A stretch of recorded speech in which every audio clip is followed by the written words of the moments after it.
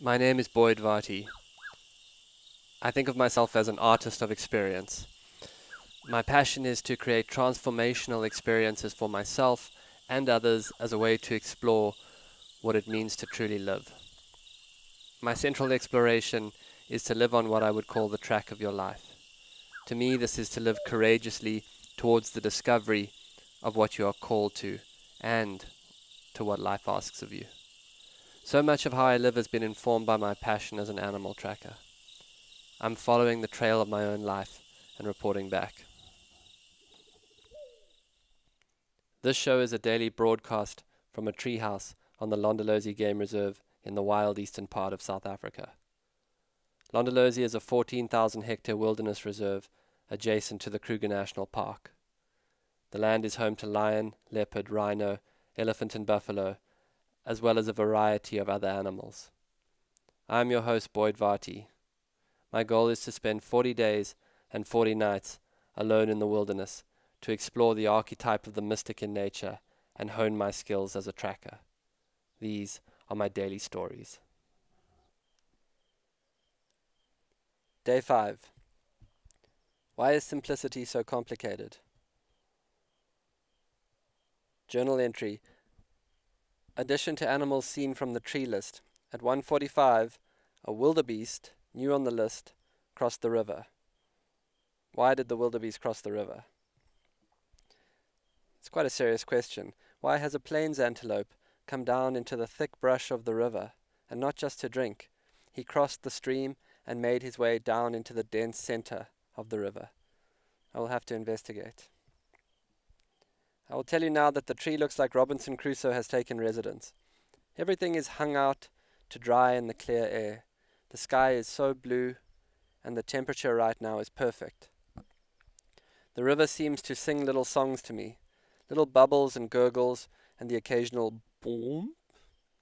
Its tune changes with the breeze. I feel like it's calling me to bathe, and this time when I go down, I take more care than I did with the caterpillar mishap. I check the reeds for hippos and the shallows for crocs. I'm standing on the tracks of elephants at the river's edge. I fling a towel over the reeds. I have not looked in the mirror now for 5 days. I stand naked and alone in the shallow water. A pair of fish eagles flies over.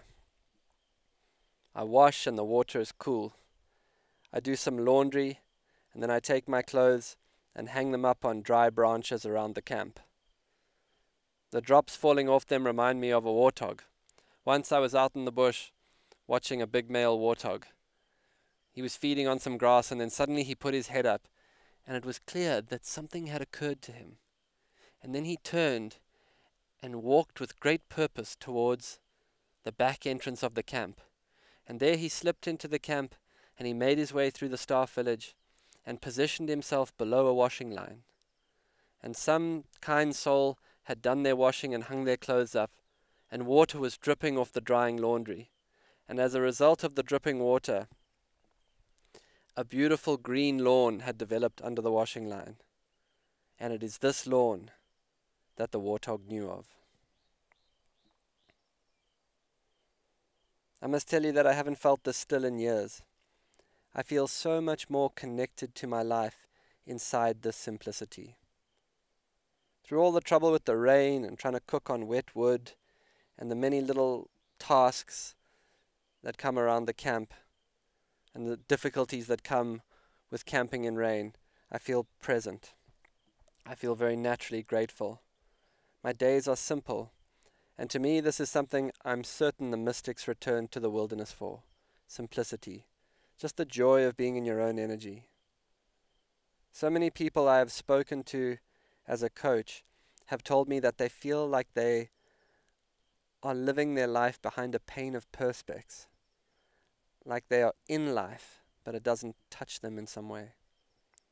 I'm certain that this is related to complexity and convenience. It's as if the convenience itself becomes a kind of barrier to life. So my message from the tree is, if you want more life, simplify, simplify, simplify. I've been thinking a lot of my countrymen. other African people who live in this kind of simplicity, bathing in the river and cooking by the fire. I feel very connected to them when I cook my cornmeal pup porridge by the fire at night. And I have to wonder, what turned simplicity to poverty for so many people? When did that happen? Certainly the hunter-gatherer was not poor until the trading store arrived. And I wonder if we could all emerge from this strange time with a taste for more simplicity. I wonder if there are any ways that you could simplify your life today.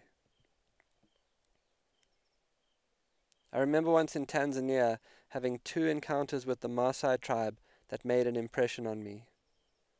The memories have come up today as if they're trying to get my attention. The first was out walking on a walking expedition between the Ngorongoro crater and the Empukai Gorge. We had been walking for maybe 6 hours, and we had not seen a soul, when suddenly a child of about 8 or 9 appeared, tending to a flock of small goats. He was running them between villages, miles from anywhere, totally unattended. He had a serious responsibility. At age 8, he was being connected with his own capabilities. He understood purpose and responsibility. On that same trip, I recall we became terribly lost. We were looking for a certain trailhead.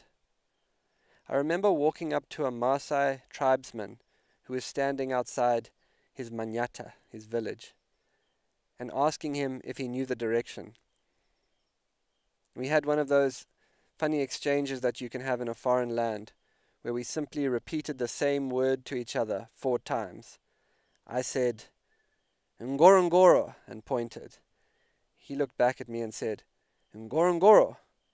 I looked back at him and said, "Yes, Ngorongoro." And then he nodded his head and said, "Ngorongoro." And then he turned and he began to walk, without a word. And he walked with us for the next 6 hours to the trailhead. And then he turned, looked at us again, and began to walk home. I was struck by the raw freedom of it. He didn't tell anyone he was going. He didn't ask permission. We were total strangers. He just did what he knew to do in the moment. All over Africa, where there tends to be less stuff, I have received more generosity. And here with the river and the tree, I feel a generosity born of pure simplicity. I feel like I'm understanding what true abundance really is. But it's not all wine and roses. I will tell you, the stillness is confronting. Without the news of the world, insights naturally arise, and once they do, they cannot be seen. I have become aware that I can no longer hide from the fact that I have struggled with commitment. Never in my work, but in places that require a certain emotionality from me. Sometimes I've been incapable of handling complex feelings and emotions. And I've spent a lot of my time trying to get out of relationships where I have been overwhelmed by both love and importance. I don't know why I do this. I just know that sometimes it feels like the tide is suddenly turned and I'm being pulled out to sea. I've used moving as a way not to feel. But out here in this simplicity and solitude, I can be honest with myself. I can take a personal inventory. Somewhere inside, I'm still trying to grow up an overwhelmed 10-year-old. I see my sister say to her children, "Use your words." When the tide is turning, I must teach him to use the most simple words. I'm overwhelmed. I don't know how I feel. I care. I hope you will not find me self-indulgent. I decided that the best way to tell this story is just to say what's happening. Good advice to myself, just say what's happening. Here in nature, alone, I feel like I can grow him in ways I just can't get to in other contexts and places. It seems really simple here to feel without running. I'm not talking about softness here in the way of mala beads and group hugs. I'm talking about how here I can track a lion and bathe in a river with crocodiles and hippos, and walk on an elephant's tracks and feel the eyes of the night. Here that 10-year-old can become capable like that young shepherd in Tanzania. Here that 10-year-old must become a free man to answer to his own integrity in the moment like that Maasai warrior. The wilderness is initiating me to my own power and wounding. I have enough understanding of psychological processes to know that something beyond me is starting to happen. Here inside an intricate natural intelligence, I don't have to try and grow. The solitude brings it up. The wild grows it.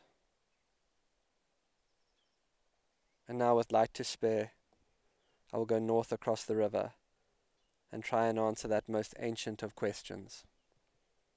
Where do wildebeest go? This has been another episode of the Track Your Life podcast with Boyd Varty. Follow us on Instagram at Boyd_Varty, Twitter at Boyd Varty. Visit Boyd's website at boydvarty.com or subscribe to this podcast in your favorite podcast player. Please rate and review this podcast so that more people can find and enjoy it.